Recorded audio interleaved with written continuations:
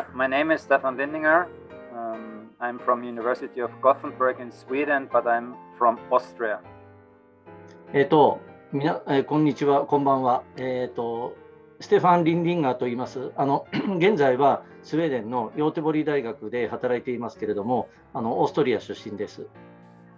In the last conference in WOCAT 2019 about science and skiing, we tried to profile good coaches and scientists. ステファン・リンディンガーがコーディネーターの一人なんですけれども、2019年に、国際スキー科学学会のクロスカントリースキーのですね、ノルディックの、学会をやりまして、いろいろとコーディネートをやってました。And we tried to characterize a good coach and a good scientist. And to make it short, you asked me, I would say nowadays I'm a scientist coach, and I was very long time in my life a coach scientist. And Antti Leppävuori from Finland can also explain that very well. So it needs a fusion of both. That's my philosophy. トレーニングコーチとして、スキーのコーチとして、長くやってきています。で、科学の研究の方もやっております。で、アンティも同じんですけれども、特にステファンはですね、科学的な研究をたくさんやっております。So I was coaching a lot in my life in many nations, starting with the Norwegian Ski Federation in Austria, of course. And now I'm professor, but I'm also a coach. So that's very shortly my personality. コーチとしてもいろいろ経験がありまして、ノルウェーのコーチを最初やっておりました。もちろんオーストリアのコーチもやっておりました。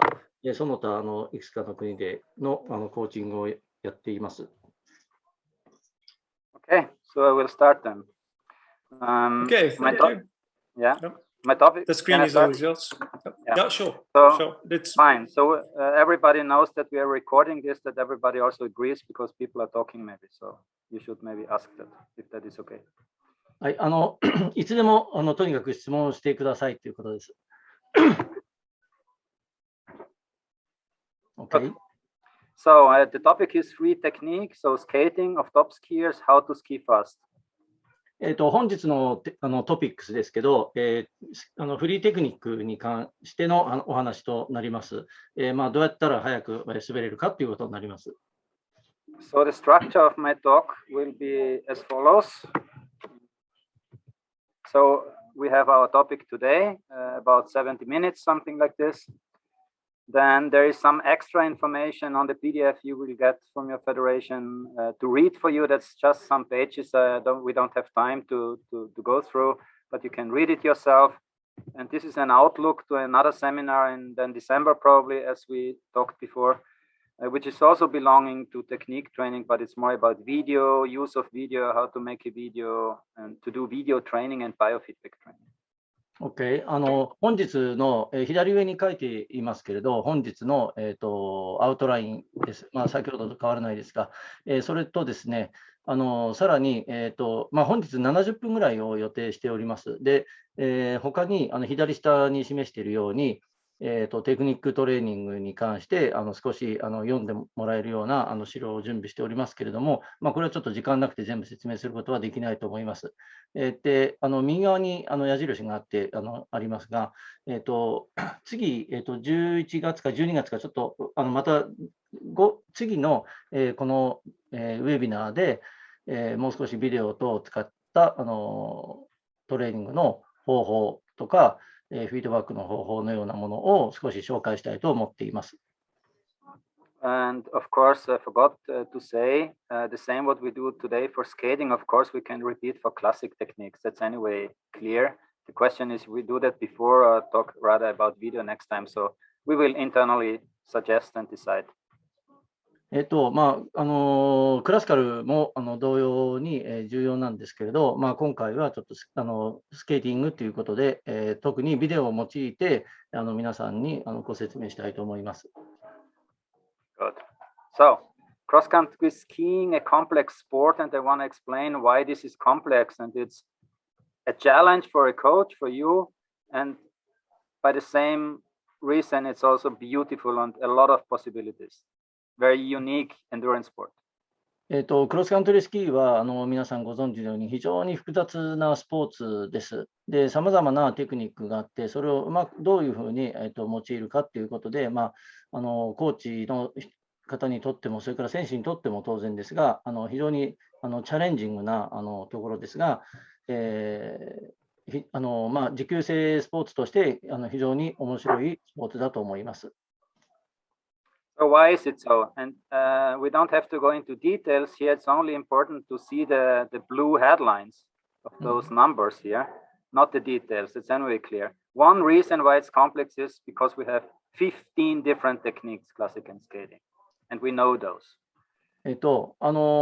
青色の字のところだけ見ていただければいいんですが、一つ一つ細かいことはちょっと今言いませんけれども、なぜクロスカントリースキーがユニークなエンデュアランス、持久性のスポーツかというと、一番のところにありますように、フリーとダイアゴナル、スケーティングとクラシカル合わせて15のテクニックがあります。This is in no other endurance sport like this. It's totally unique. で、こんなたくさんの種類、サブテクニックを使っているスポーツっていうのはなかなかなくて、そういう意味では非常にユニークだと思います。So consequently, we have numerous techniques, as I said, and by that we have a lot of transitions between techniques and also side transitions because several of the techniques are used on the left side or on the right side. そういう意味では非常にたくさんの技術が必要であり、さらにトランジション、サイドのトランジションですね、左、右というふうに乗っていかなければいけないので、そういう意味ではテクニックとしては非常に複雑になります。That's very challenging from physiological point of view, but also from a technical point of view. で、その点は生理学的にもですね、それからバイオメカニクス的にも非常にチャレンジングなことであります。So what we also have, and that's also pretty unique, is the frequent change of snow conditions and environmental conditions like temperature, for example, wind or no wind, and wax conditions. It's all the time changing, and the athlete has to adapt and to be able to adapt all the time. しかもですね、雪のコンディションがしょっちゅう変わりますし、環境要因ですね、例えば温度だと気温だとか日射とか、そしてさらにワックスコンディションも非常に変わりますので、選手は常にその変わる環境に対してうまく調整したり適応していくということが求められます。Good. Then we also have different race distances and intensities. Since ever, cross-country skiing always had different distances and intensities, but nowadays of course we have since 2001 in World Cup the sprint distance, but we have also new modes like double pursuit, like in triathlon with change of equipment.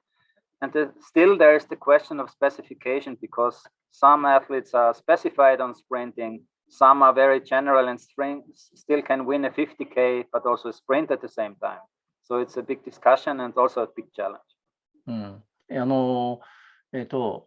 皆さんご存知のように、競技の距離っていうのは、スプリントから50キロまで非常にたくさんあります。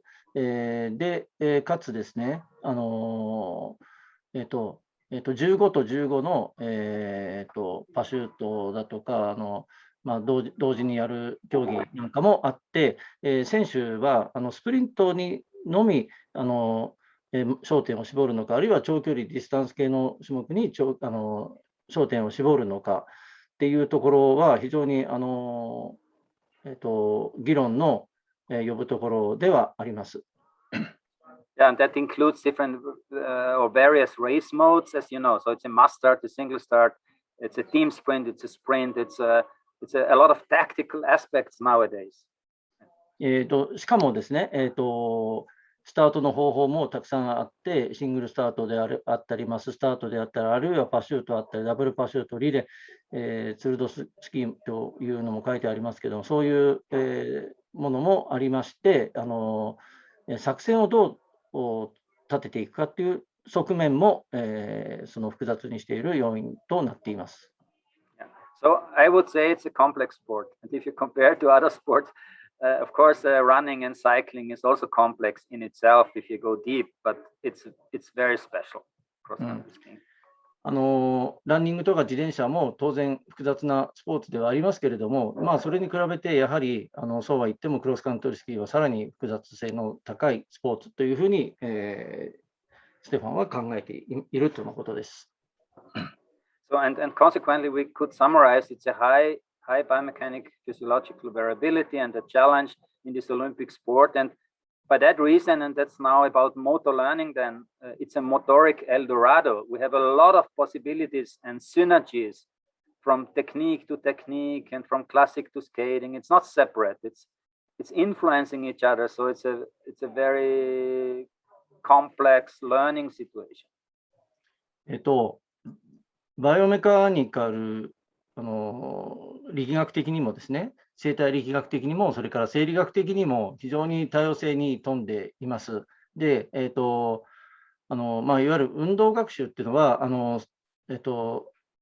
非常に複雑であって、エルドラドっていうのは、未開の地というか、その夢のような地というか、現実、ないけど、どっかにあると想定されるような土地のことを言うんですけれど、そういう、それぐらい、スキーというのは複雑で、クラシカルとフリーもお互いに技術っていうのは個々で考えるべきものではなく、それらがお互いに影響し合っているという、そういう非常に複雑性があります。Thank you. So, and this second point is here when I have to show this, because otherwise we do not understand why we should do all this technique training stuff. The cross-country skiing sport and also biathlon and so on is a sport that extremely developed, and it's all the time changing in small things. There are not many new techniques, but it's changing and developing. 2番目の観点はスポーツとしてのクロスカントリースキー、ということで、そのテクニックっていうのは徐々に発展してきています。大きく突然変わるっていうことはないですけれど、緩やかにでありますが、確実にテクニックっていうのは年々変わってきています。You as a coach, you need to see the changes. Otherwise, you should not stuck in the old things. You need to accept that changes are happening, and you also have to change. ですので、どのように変わったかということを知っていかなかったら、新しい発展というものはちょっと、望めないということになります。So, what is changing? And this is just from 1935, the left picture, a Norwegian skier named Guttormsbråten skating in the arrival. Skating was not even existing as a cross-country technique, but he understood that it's faster in the arrival, and nobody complained. It was a classic race. And then we have Bill Koch here in the middle, the first skater in World Cup, so to say, 1978, winning all the races in World Cup, and 2019, or we could of course write 2021.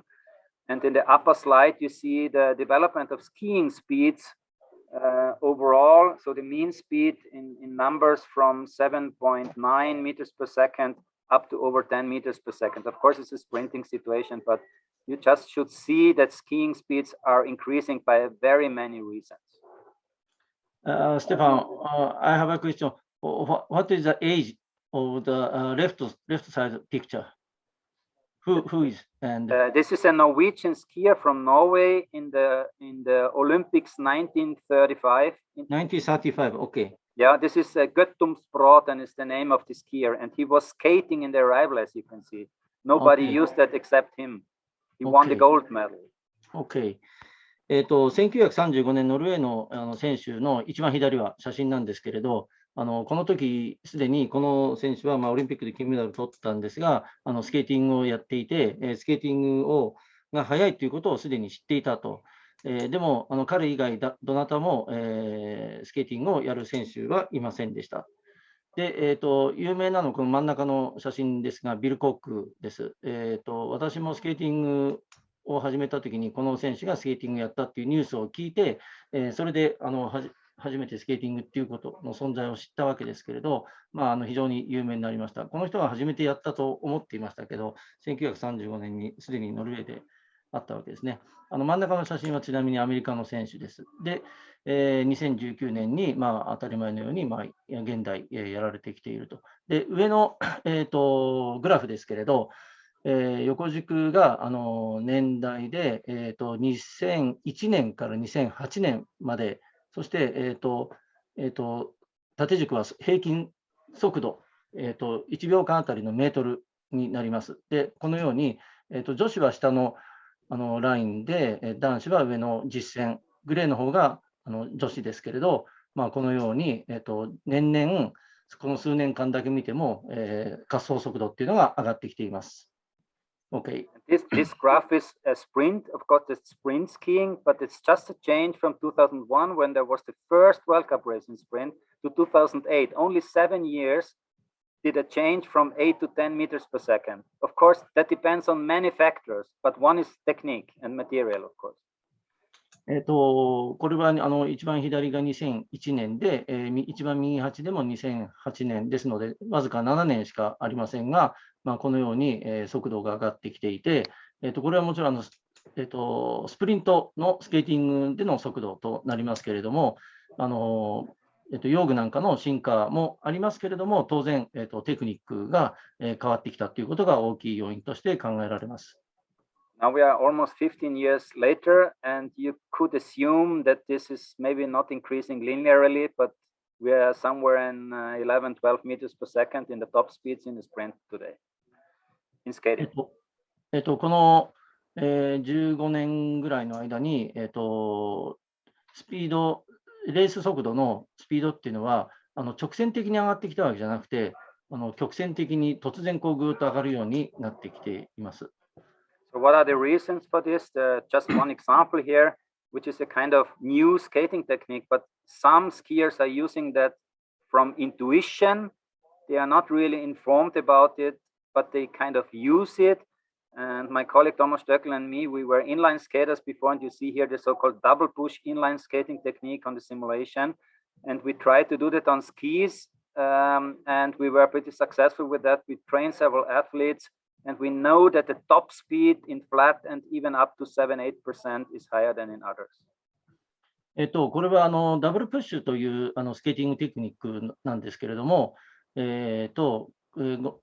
覧のように、インラインスケーティングでよく使われていたテクニックです。現在も使われているテクニックです。で、それをクロスカントリースキーに応用して現在スキーの選手もこういうテクニックを使うようになっています。アウト側のエッジでキックするっていうのがダブルプッシュの特徴なんですけれど、この技術をクロスカントリースキーでやると、ここに2つ、ダブルプッシュスケーティングの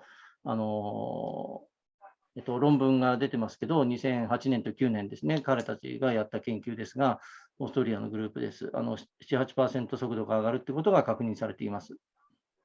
This is rather a sprint technique, I have to admit, or in a long distance race, if you have a small hill or the arrival to the last 100 meters or so, it's just to be faster than the other because you gain 5-6 meters, and that's enough for a gold or a not bronze medal, so to say.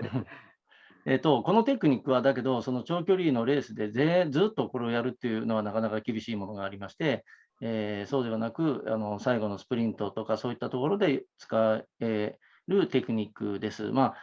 要するに早くゴールしたらいいわけですから、4、5メーター速くなるだけでそれで十分、それでメダルに届くこともあります。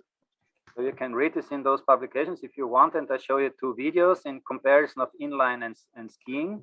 I hope you can see the videos. Wait a second. Change this back. So that's the first one. This is the double push technique, Chet Hedricks in Engadine inline marathon. So you set down the ski, you go to the outside edge. It's the first push and the first propulsion. And then you change to the inside edge. It's the second propulsion that we always know. And in parallel here already, you have another leg on the outside edge. So it's not a single period without propulsion. この上の今の見ているビデオですけれども、まずこの局面ですね、本人の左足に乗ったら、最初のプッシュっていうのは、このアウトサイドエッジで一旦キックし、そして次外に足が開いていったら、今度はインサイドで今までと同じスケーティングのプッシュを行います。ですので、2回プッシュするということで、ダブルプッシュになっています。Okay, so that's the comparison on the skis. So you see 1-1 technique, double push version, and then the standard version. You must jump, of course, otherwise you cannot change the edges. And here you see the difference. So the right side is the normal one, the left side is standing up on the outside edge. You are shortly in the air and then you land on the inside edge. And that's kind of a simulation of that technique. And it's possible, as you can see. 左側のスキーをやっているビデオがダブルプッシュです。ここでダブルプッシュ、アウトサイドでキックし、次、右足、黄色いところですね、インサイドで蹴ります。ですので、このインラインと同じですね。So that's used by some skiers. It's a surprise that not more are using it. I don't know exactly why, but not many are using it, but it's a clear advantage. 何人かの選手はこういったテクニックを使って、優位性を導いていることがあります。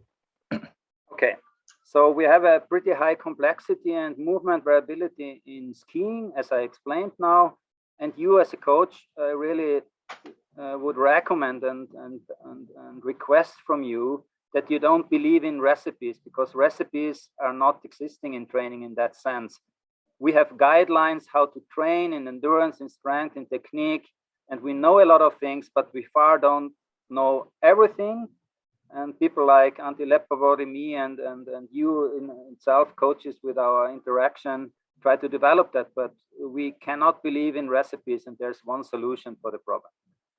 クロスカントリースキー、非常に複雑なスポーツでありますので、トレーニングにおいては、いわゆるレシピというものは存在しません。そうではなく、我々としてはこの非常に強いですね、明確なガイドラインであれば、これはきちっと示すことができます。ですので、ステファンもそれから、アンティもそうですし、皆さん、ここに今日聞いておられるコーチの方々もそうだと思いますけれども、これをするためには、この問題を解決するためには、この方法でやればいいという一つの明確な回答っていうのは存在しないということですね。So, and that's why it's a lot of challenges. It's complex training situation. It's not to learn always lots of stiff patterns in technique. We cannot learn a stiff solution, which is just for a certain situation. It is more to develop fast individual adaptability and variability of techniques. Has to be considered in training regimes, in your plan, in your concept. So it's about fast adaptation to an optimal individual solution.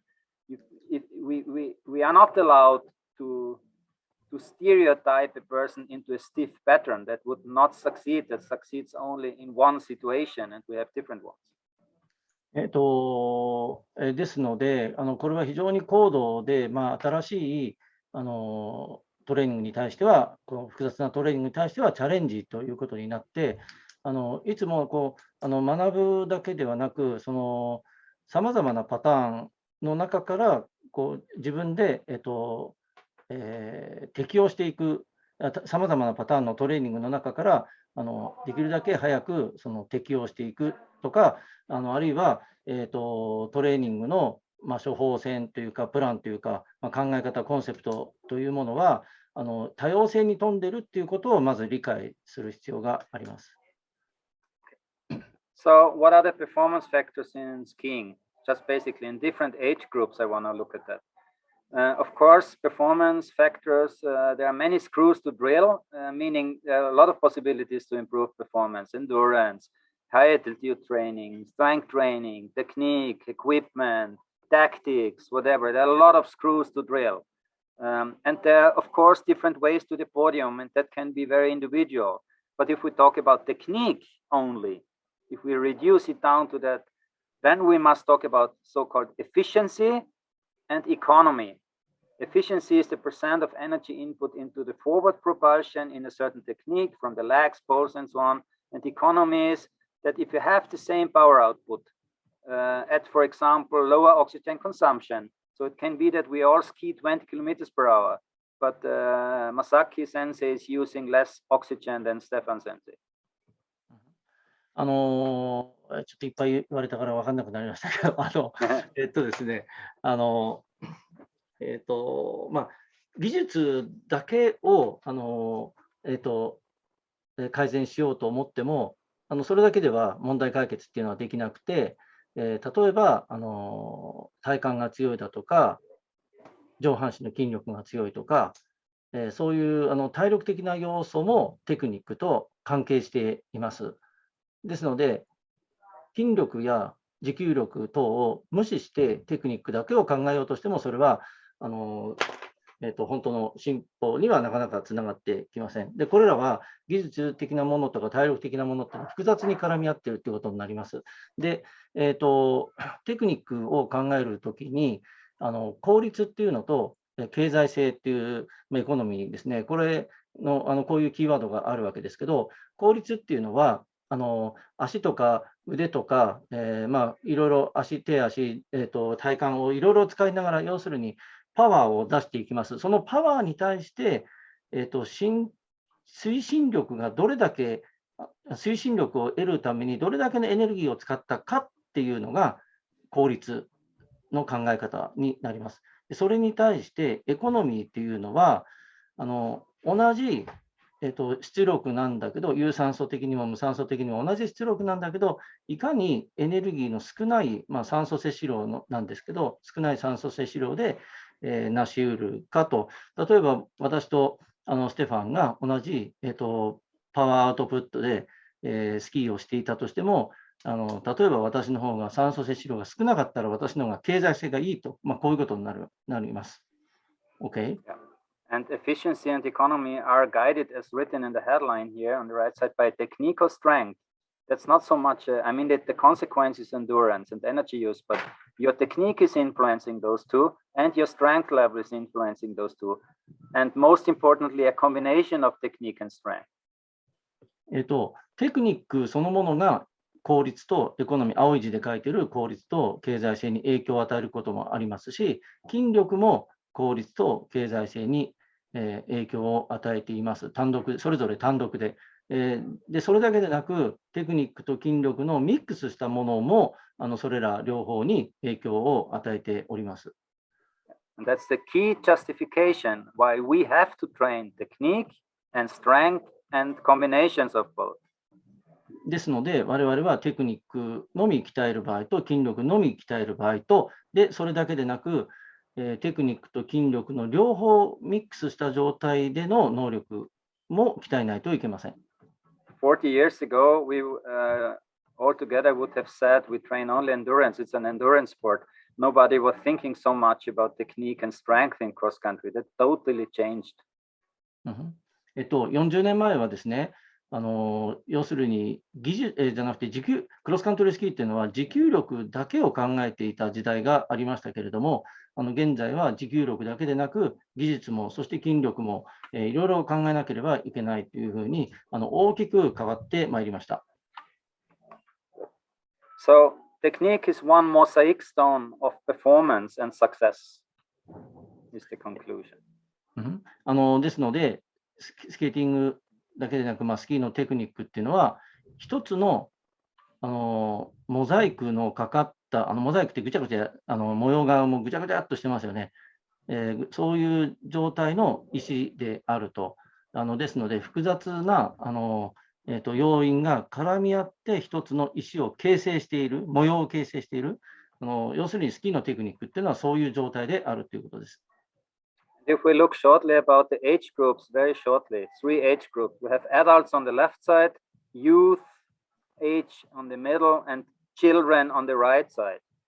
Of course, maybe we take it from the right side to the left side. So if you are very young, small children, then the skiing technique should be really the main elements of training. Strength and endurance is important also there, but it also comes later. So that's a learning age, and skiing technique must be in the foreground in children.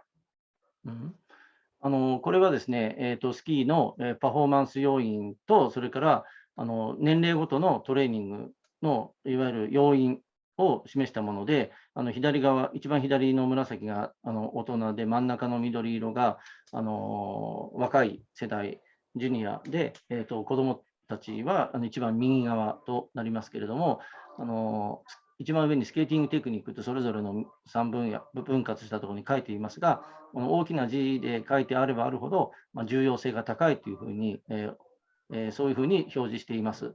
ですので、子ども、キッズの場合は、スケーティングのテクニックが一番重要で、もちろん持久性も筋力も大事な、無視はできませんけれども、やはりテクニックというのは非常に重要となります。That's why it's very written in big letters in children. In youth, it's still in big letters. All others are important, endurance, strength. And then it gets a similar size of the letters in adults, but still skating technique and technique in general is there, also classic. So it's endurance training, it's strength training on the same level like technique, and mental stress management, tactics, personality, frame conditions is a little bit smaller letters. It's also important, but those three are definitely the most important, and still existing is technique. In youth, it's still a bit bigger. So that's the over the age, so to say, to handle as a coach. ですので、一番上に書いている字の大きさがそれを物語っていまして、キッズの場合はテクニック重要で、若い、ユースの、人たちでも当然技術というのは非常に重要となります。で、大人に、一番左の大人になってくると、スケーティングテクニックと持久性と筋力、この3つは同程度に重要となってきます。で、それ以外の1、2、3、4、5、メンタルストレスとか、作戦とか、パーソナリティとか、フレームコンディションっていうのは、用具とか、コーチとか、協会、連盟といった、そういったさまざまな要因ですね。こういったものも重要ではありますけれど、それ以上にテクニック、持久性、筋力というものがやはり重要となります。So, technique is a vehicle of skiing efficiency and economy. I said, and just show a video. From a sprint in Bern in Switzerland. That's my own video I made because I was going there with Thomas Stöckl as an athlete at that time. And this is Doran Hetland. He's not skiing anymore, but he's coaching. And he was one of the best in arm swing technique in V2 alternate. Just an example to see how fascinating this guy is skating here. このテクニックをご覧ください。この、いわゆる日本語でいうラピッドスケーティングです、先頭の人。で、腕の振りが非常に大きいっていうのは分かるかと思います。Okay, just short example. So, if we have technique training and we have concepts for training, we need to know what the optimum is. And the optimum can be very individual. We must look at the age group. Is it the children? Is it youth? Is it an adult strong man or an adult strong woman? So it's very different, but we need to understand as a coach a little bit what is optimal and why it is optimal. Otherwise, we cannot train. 子供、それから、中高、大学生ぐらい、そして大人と、年代によって最適なテクニックっていうのは違います。で、しかもですね、本当にトップアスリートの男子と女子でも違います。で、何が最適かっていうのは、これ違うんですけれども、でもやはりコーチというのは、それぞれの年代で必要なテクニック、何が最適か、なぜそれを最適と言えるのかということに関しては、やはりよく理解しておく必要があります。そうでないとトレーニングの目標が立てられません。Of course, it's a question you will ask yourself, where do I get this information? What is optimal? For example, from such a webinar, from books, from articles in science, if you are able to read English things, which is applied research like we did, some of us, also Professor Takeda and so on. So there are a lot of possibilities to get it, or just from talks to experienced coaches. いろいろなコーチの方々おられますけれど、例えば何が最適かっていうのはどのように学ぶかっていうことですよね。で、私のようにこういう学問分野の中に身を置いたものは、論文を読んだりするっていうことは当然あるわけですが、そういう論文を読んだりとか、あるいは、本が海外ではいくつかありますけれど、そういったものを読んだりするということで、その理屈を理解していくということが重要です。Okay, so some examples here. Again, a little bit repetition. All the techniques we have, that's only skating. And we would have to add double in classic.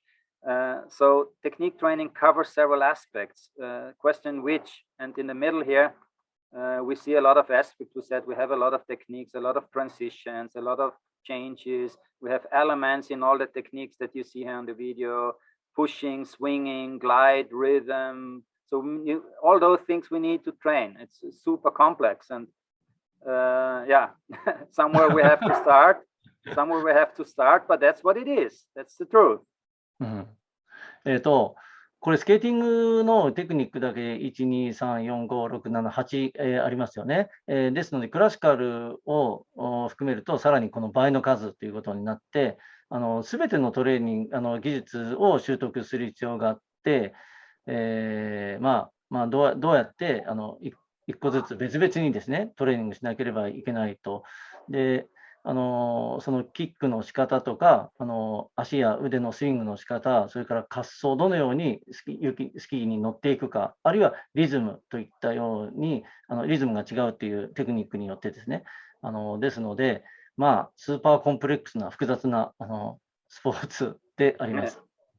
Don't worry, you have to start somewhere, but we have a lot of synergies between those, so no problem. 皆さん理解していただけますか？大丈夫でしょうか？ Okay, some examples, and here we'll jump a little bit then because we don't have to go through all this. As a first, you find serial pictures in books, for example. That's from my web app about perfect skating.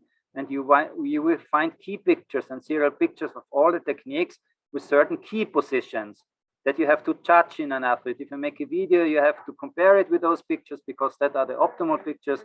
And then you can say, okay, then you analyze it's optimal, it's medium, it's not very good.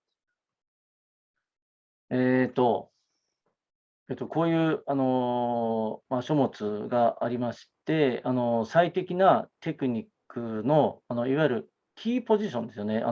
非常に鍵となる、技術のポイントがこういうたくさんの、これらは、ウェブであったり、紙媒体であったり、いろいろありますけれど、こういうものを利用して、自分の、キーとなるポイントですね、大事なポイントをチェックすることができます。で、それと比べることで、自分がかなりできていないのか、できているのか、もう十分できているのかっていうような感じで、チェックしていく方法があります。So, and in this, for example, in this, that's just, I name it because we made it. Of course, there are other possibilities to look at it, but in there you find all those serial pictures for all techniques, and you can read yourself and learn a little bit about every single technique with the key positions, what is important, what is not important. これらはステファン先生がこう作ってきたものなんですけれども、そういうものを使って自分がそういう、ビデオや写真等々を見比べることによって自分が大事なところですね、技術の大事なところをチェックするっていうことが大事です。Yeah, good. So one example, and I talk just one example that we know. That's kicking now, kicking in skating, kick and or push, you call it. And we need to know what is the optimal. And I want to show you one example that as one example what we then have to learn and train and to understand how do we train it. スケーティングの、最適なプッシュオフっていうのは足のキックのことを言います。この最適な蹴りというかキックがどのように、行われているかということを理解して、でそのようにそうなれるように練習を積んでいくということが大事となります。So the question here is, what is the optimal push-off in skating? And that's valid for all skating techniques from the basics. 何がじゃあ最適なキックかというとですね、それはやはり技術によってもまた少しずつ違ってきます。Okay.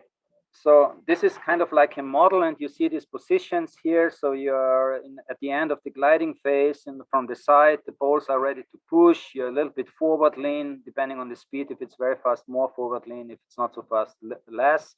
And from the front picture, if you make a video, you always have this line from the nose through the hips, through the knee to the ankle joint. That's the good position as a start for pushing.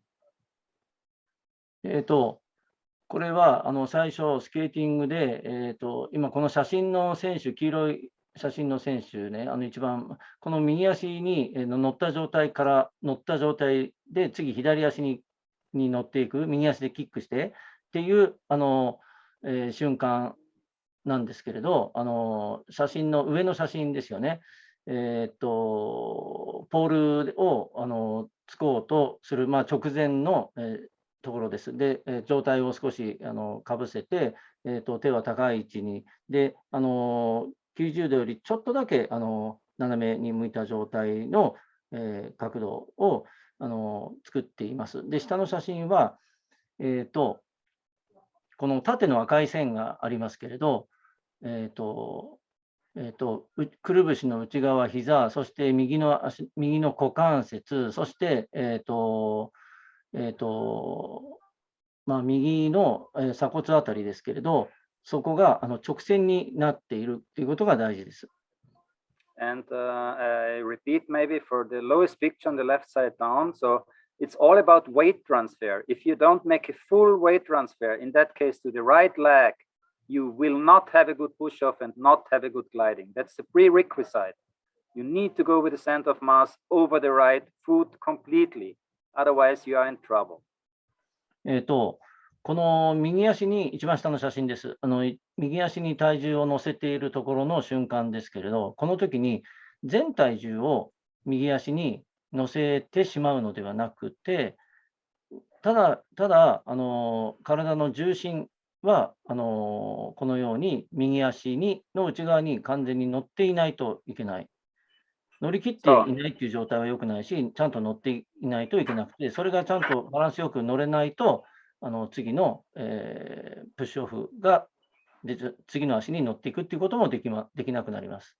So that's only the start of the problem, and now we go on. So the athlete now goes down, a single leg squat to the deepest position, still keeping the center of gravity in the middle of the foot, and of course you also start edging and falling to the other side. 次の局面ですけれど、一番膝を曲げて、股関節も曲げて、一番低い姿勢になったところです。で、ここで重要なのは、上の写真の赤いところ、体の身体重心なんですが、それが足の真上にあって、だから緑のラインというのは垂直になってますよね。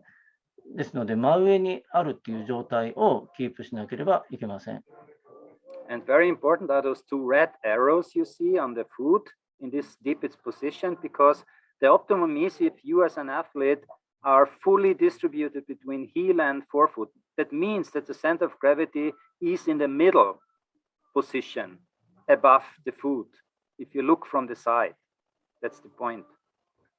ここで重要なのは、今右足に重心を乗せていってますけれども、足の裏の、つま先側とかかかと側とかっていうのではなく、足の裏全体の真ん中ですよね。そこに重心を乗せていくっていうことが大事です。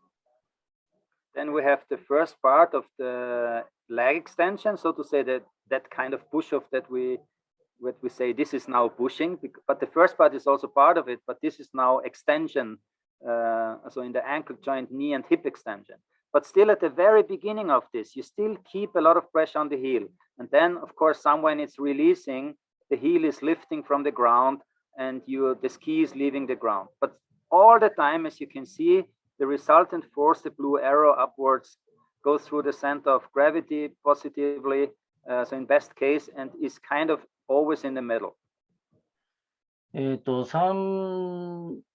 3つ目の局面ですね。で、ここで膝を伸ばし、足首を伸ばし、キックをやり始めるというか、もう結構経ってますが、キックをしているところの写真となります。そして最後、右足を最後まで深く蹴っていくっていうことになりますけれど、常に先ほどから言っているように重要なことは、重心を足の裏のその中の真ん中に、きちっと乗せていくということになります。もちろん最後の最後の、足首で、母子球で蹴る時には当然足の裏の、つま先側の方に重心がきますけれども、基本的には身体重心は真ん中に前後の真ん中に持ってこないといけません。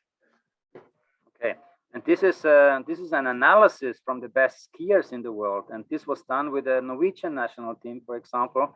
And this picture, what you see here, is still in their teaching books. So that's all about. It's not only for V2 skating technique; it's for V2 alternate, V1 skating without poles. The mechanism is always the same. Very important to say. Okay. これはノルウェーの世界のトップ選手の分析で、ノルウェーの教科書的なものになっているものです。で、日本語で言うと、スーパースケーティングとか、ラピッドスケーティングとか、クイックスケーティング、それぞれ、V1、V2、V2A というふうにいろいろそういう専門用語で訳すんですけれど、いずれも、どのテクニックであっても、基本的なところっていうのは一緒で、重心が足の裏の真ん中に来ているということになります。If you watch from above, that means that with the right leg here, that's the bird perspective, so to say, you have to push 90 degrees to your gliding skating ski. Otherwise, you lose. It shouldn't be a classic push-up. It must be a skating push-up. 蹴る角度がですね、違ってしまえば、当然、力は逃げてしまいますので、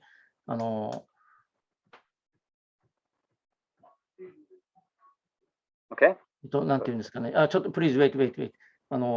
力が逃げてしまいますので、やはり正しい方向に、真下に蹴らないといけません。Good. So you understand better in this picture on the left side, it's the optimal movement from the end of gliding position down to the deepest position, because in the single leg squat, the problem starts for that, what happens after this pushing away. If you go with the blue version, that's fine. You keep the center in the middle. If you go like on the pink version, that's a disaster. If you go down, not much with your knee and ankle joint, not much flexion, you lean too much forward and the trunk goes too much forward. That's not good. I will explain why. この図で見るともっと分かりやすいかと思いますけれども、青いスティックピクチャーの方は一番最適なポジションを表しています。で、足首、膝、それから股関節を曲げて、身体重心を足の中心に持ってくるようにして、垂直方向にキックできるっていうのは一番いいんですけれども、膝をあまり曲げずに、上半身を大きく曲げすぎて、前傾しすぎたりすると、黒い矢印の斜めにいってる矢印のこちらの方向に、キックをすることになって、これは力が逃げてしまいます。で、なぜそれが悪いか、ピンクがなぜ悪いかということをちょっと説明します。On the right side, you see a parameter definition. That's exactly what we now try to quantify in research.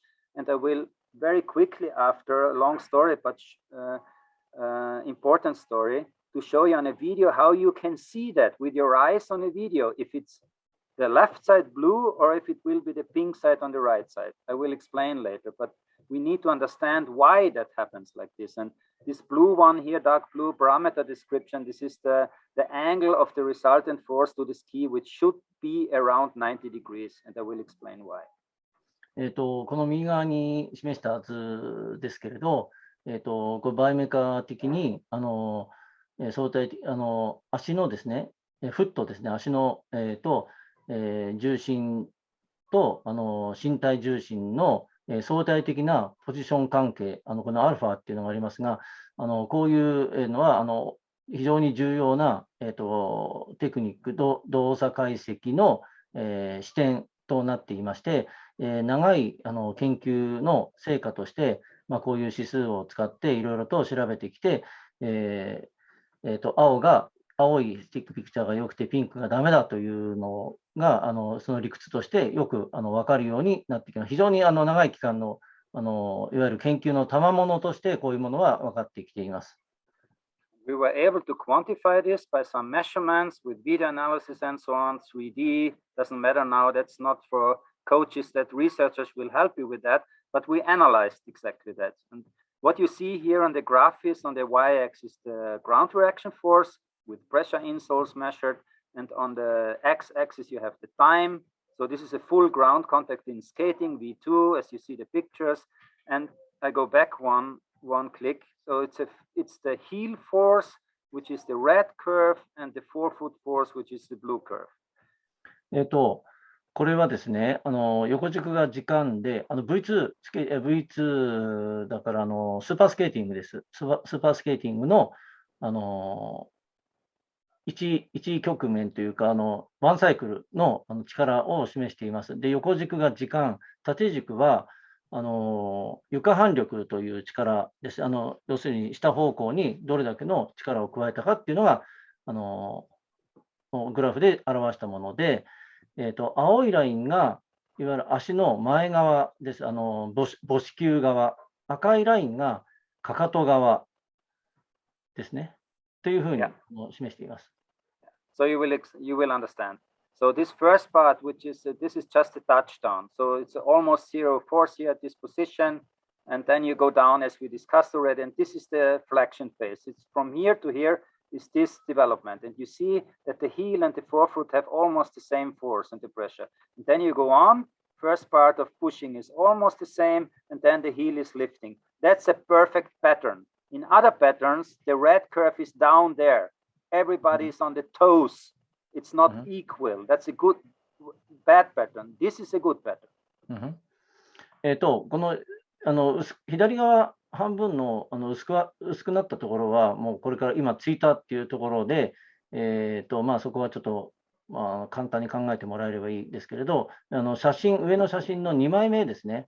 ここでいわゆるプッシュ、足のキックが始まっています。そうすると、青いラインが母子球で、赤いラインがかかとですよね。だからこれは青も赤もつまり足の前側も後ろ側も同じぐらいの力できっちりと押している。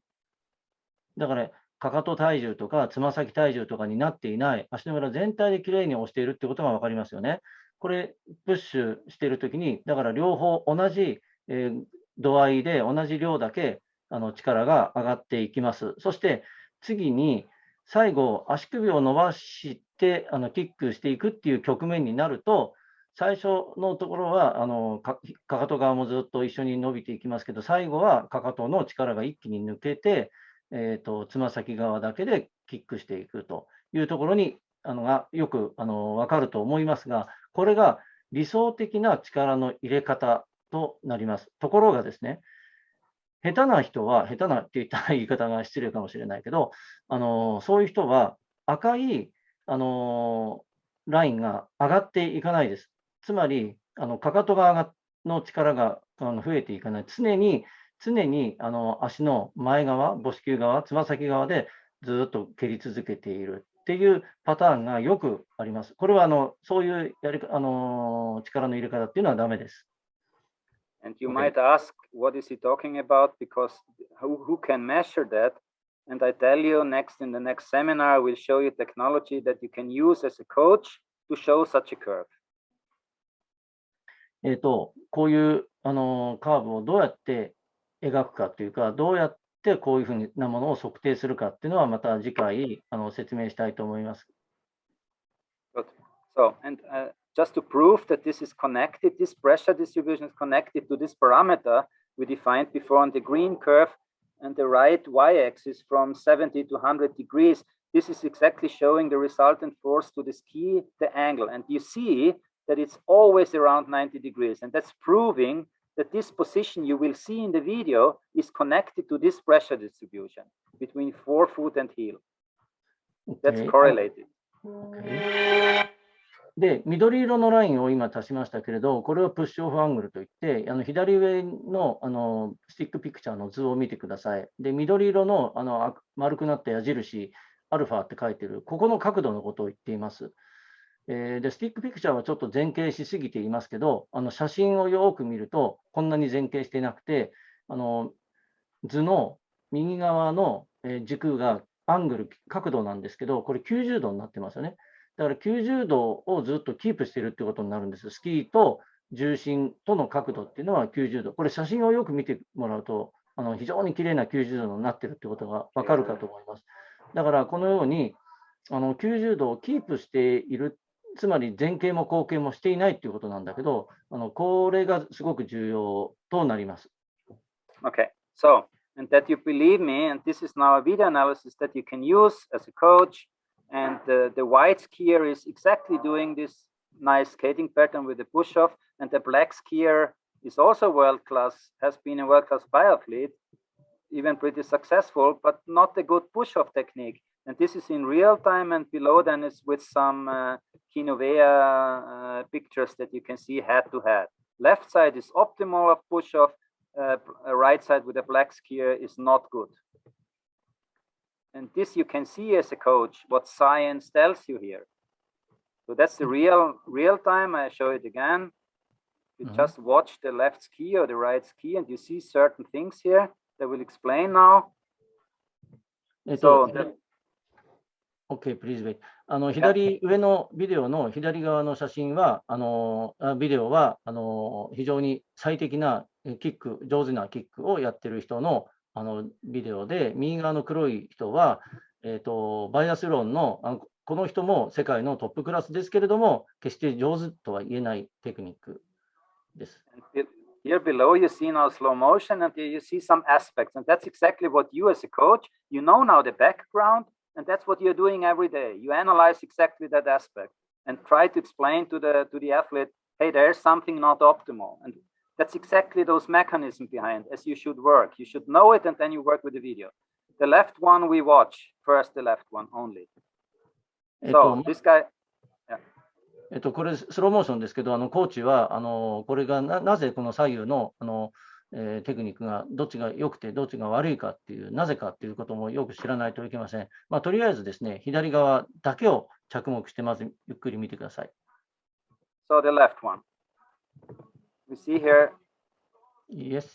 So how this key goes from the ground, and you see the end and the tip goes at the same.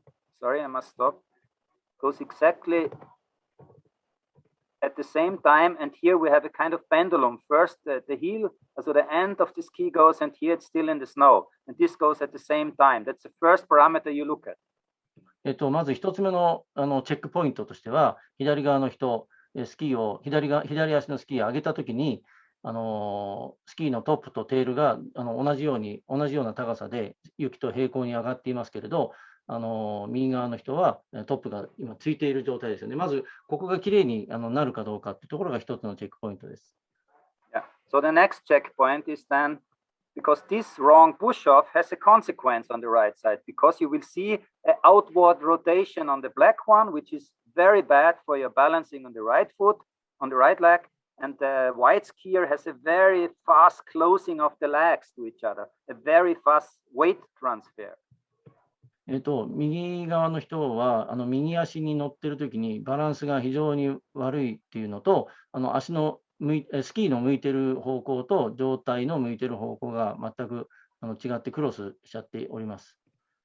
So look at that again. そこがcatapult from the ground, a lot of outward rotation on the black one now coming. It's a disaster, but the white one has a very fast closing.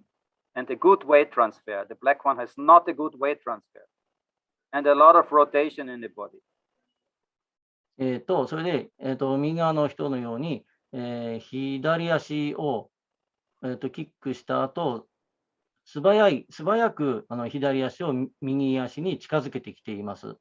で、十分な体重移動がなされますけれども、右の今、この局面の、写真局面見るとこの黒い人は右足に十分体重を乗せきれていません。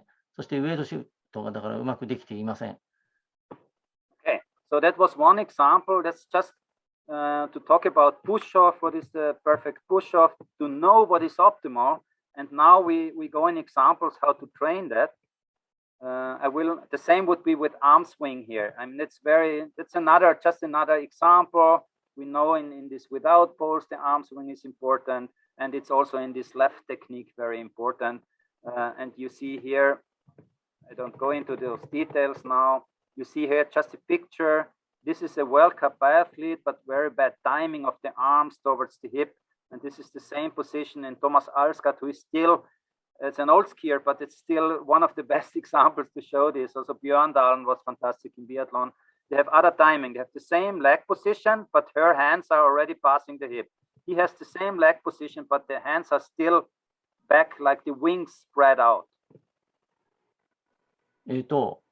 この上の写真はバイアスロン、女子のバイアスロンの選手ですけれども、これタイミングがずれて、アームスイング、腕のスイングと足の蹴りのタイミングがずれているところの写真です。下の写真は、トーマス・アルスゴードちょっと前ですけれども、素晴らしい、腕のスイングをやっているところで、上のピンクで囲ったところ、上下それぞれ同じ局面なんですけれども、腕の位置が全然違って、アームスイングを、下の写真はアームスイングをこれからしっかり使おうとしているということがよくわかります。So, I mean, you could say the skier above has a suboptimally timed double arm swing because arm swing time to the leg work is not good, and here it's very good. And Dorne Hetland, what we saw before, shows the same very good pattern. And here Björndalen, for example. さっきの青い人はヘトランド、これがビョルンダーレンですけども、アームスイングをしっかりと、使っているのが、わかります。Okay, so I jump a little bit now. I will make another sharing. That we have a little bit to the training aspect now. Double push we saw already. That would have been another example. And we go to the training now.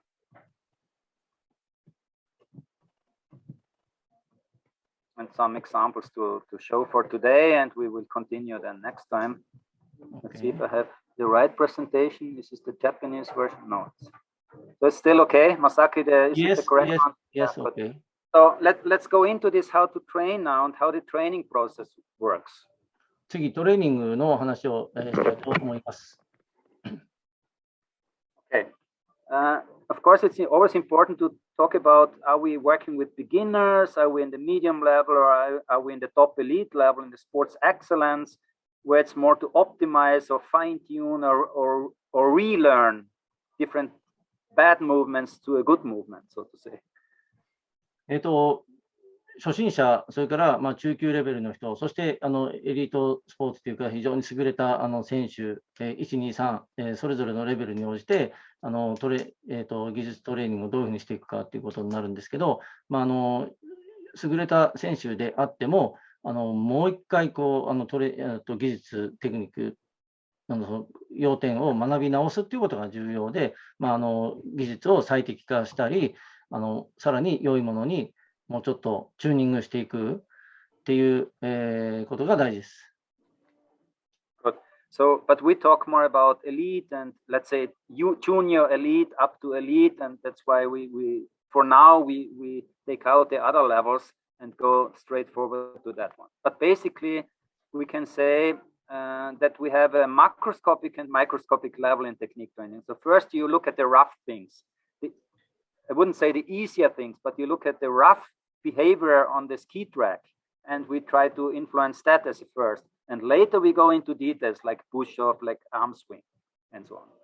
いろいろなレベルで技術を、解説本来ならする必要がありますけれども、皆さんエリートジュニアのエリートの選手ですので、エリートジュニアからシニアのエリートに向けた高度なテクニックのところに焦点を絞って、お話をしたいと思いますけれども、非常に大きな視点で見ていくっていうことと、細かいレベルの技術の細かいところを見ていくという、その両方の視点が重要です。Okay, so on the macroscopic level, on the more rough level.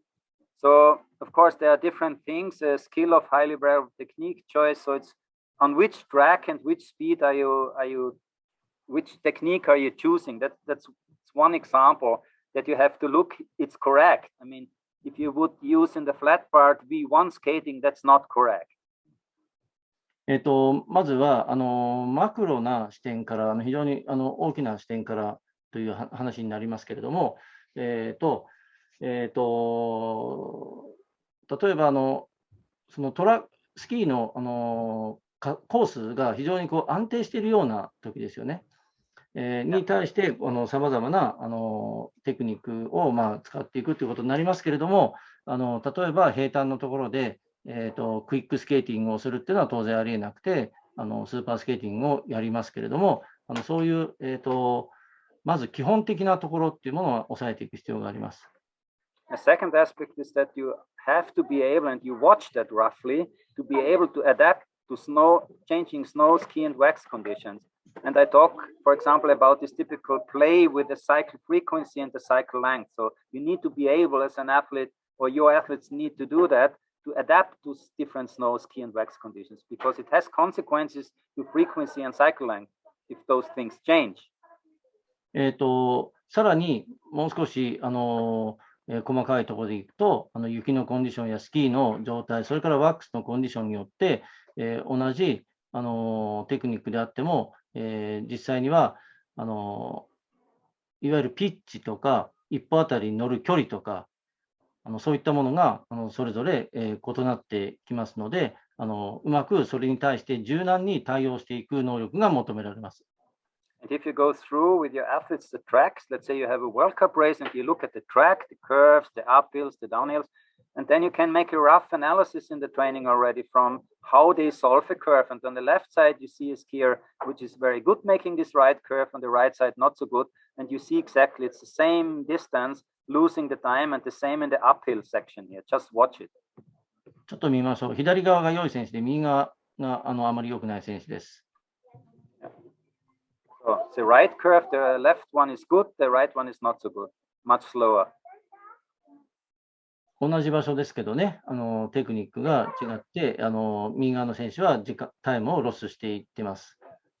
The same with the uphill section to a right curve to a downhill section. Left one very good, right one very bad.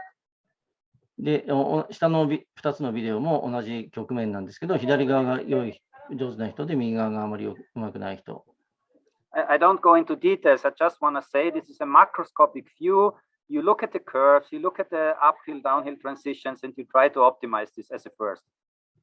とにかく細かいことをちょっと言うつもりはないんですけれども、左側の人が一つのテクニックからカーブ、そして、平坦、下りっていうところにかけて、テクニックを非常にうまく使い分けて、次のテクニックにうまく移行していってるのが分かるかと思います。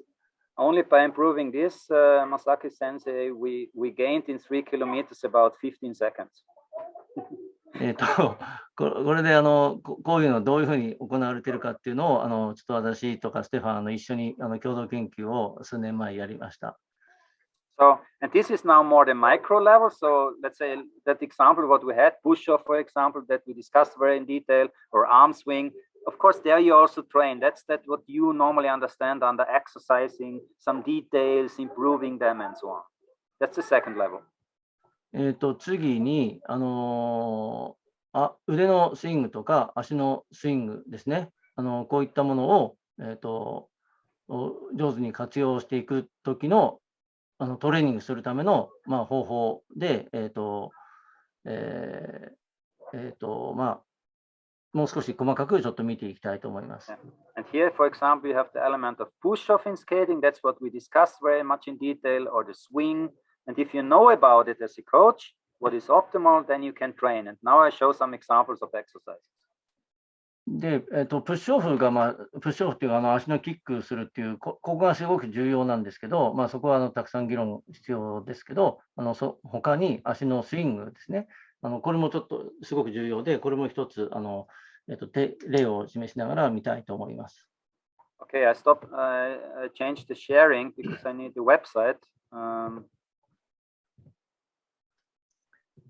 So let's see, just a second.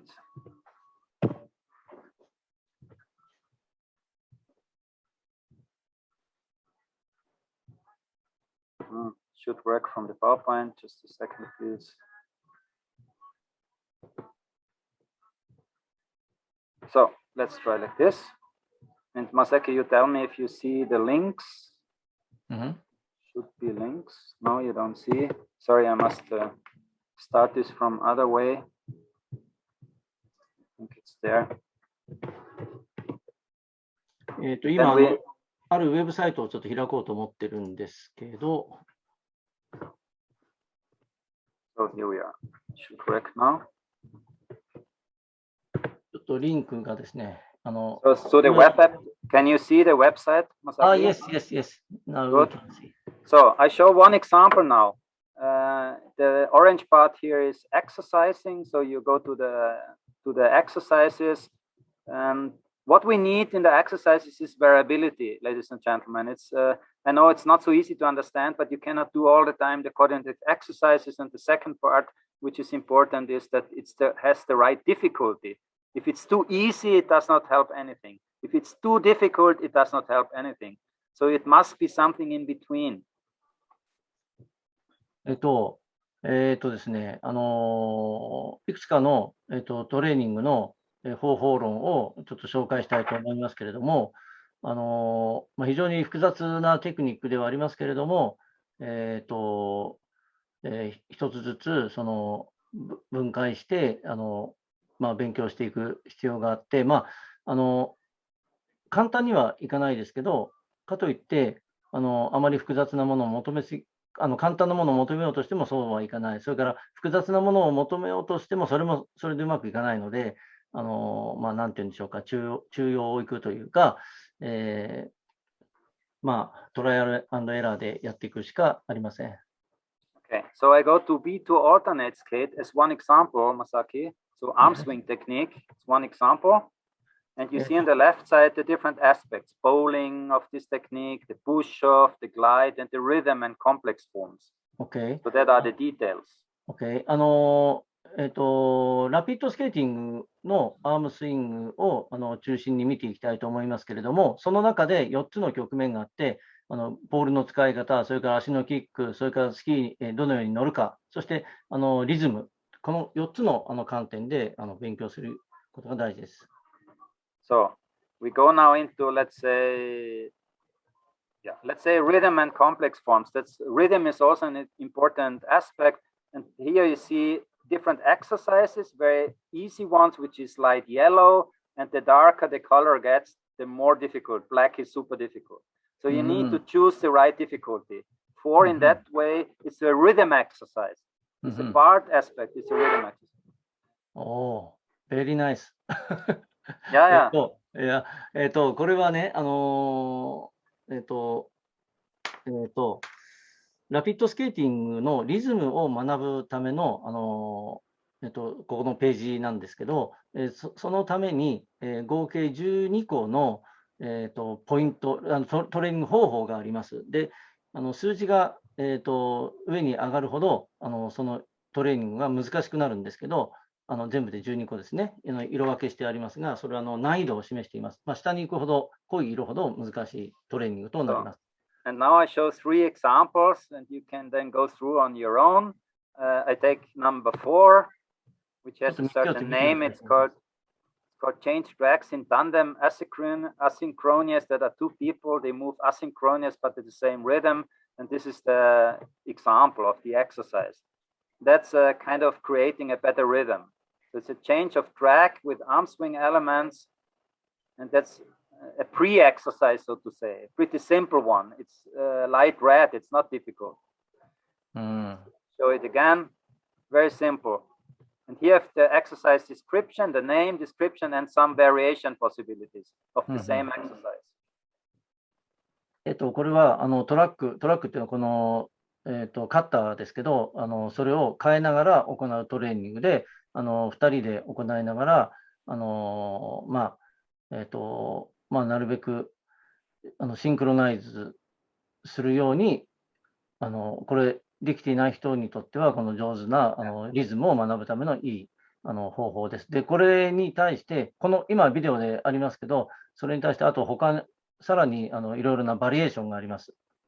So it's about rhythm training. So I take a next exercise, which is in the red zone, which is already much more difficult. So if you have better athletes, you choose the more difficult one. Number 8, for example.